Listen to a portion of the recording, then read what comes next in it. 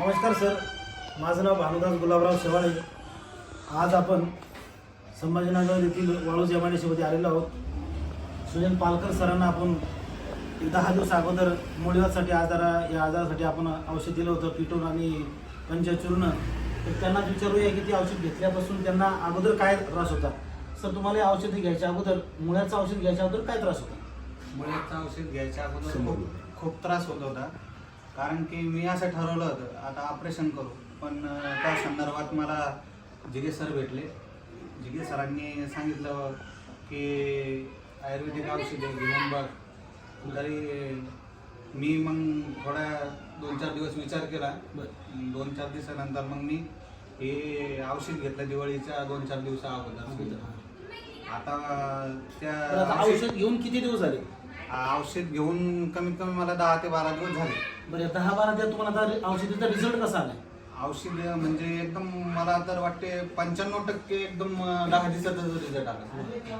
कारण की पोटही साफ होते, त्रास वगैरे काहीच होत नाही। काहीच त्रास नाही, काहीच त्रास पडत नाही अजिबात, काहीच नाही, खाज येत नाही, पोट नाही, काहीच नाही, काहीच नाही। बरं, दुसरा विषय असा आहे, आता हे जे आपण तुमच्याकडे मुळ्यात करता जे औषध घेतलं होतं, तुम्ही लोकांना काय सांगू शकता हे औषध लोकांना घेतलं पाहिजे म्हणून?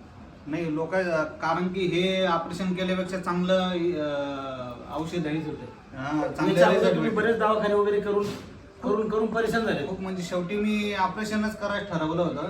पण हे औषध भेटल्यामुळे चांगलं आहे हे औषध। एक शेवटचा पर्याय म्हणून तुम्ही हे औषध घेतलं? हा, शेवटचा पर्याय म्हणून हे औषध मी घेतलं, एक ट्राय करायसाठी म्हणून।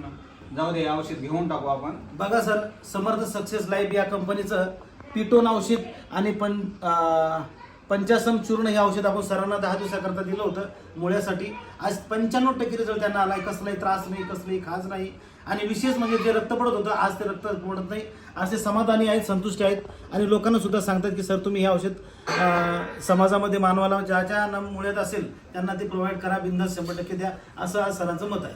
नमस्कार सर, धन्यवाद, तुम्हाला रिझल्ट दिला आम्हाला, आणि थँक्यू। नमस्कार सर।